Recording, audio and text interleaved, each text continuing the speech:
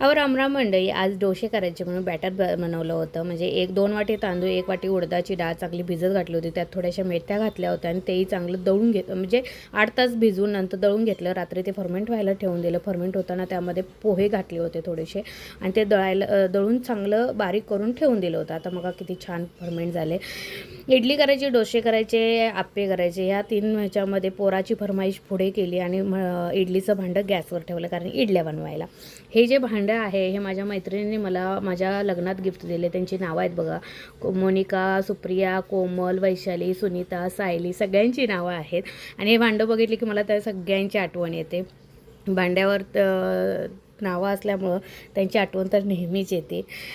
पोराला इडल्या दिल्या आणि मी माझ्यासाठी एक डोसा बनवला आणि एक इडली घेतली. त्यानंतर थोड्या बाहेर गेले तर काल दिवसभर तुफान पाऊस पडला आणि आज आमचा पाऊसच गायब झाला.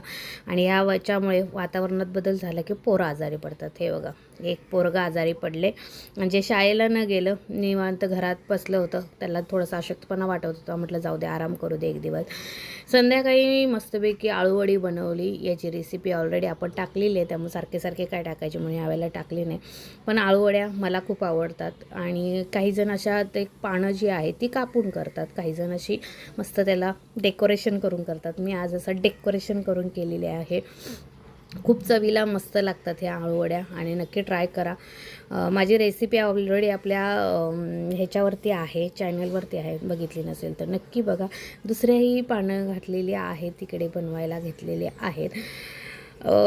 खूप म्हणजे आपण जेवण बनवतो त्यावेळेला थोडंसं काय चवीरवीचं असेल तरी जेवण खूप जास्त चांगलं राहतं आणि आजार पण असेल त्यावेळेला जर खायला बरं वाटतं. ह्या दरम्यान माझीही तब्येत खूप बिघडली होती आणि मग असं काहीतरी केलं की मलाही थोडंसं बरं वाटतं म्हणून मग मी ते केलेली आहे.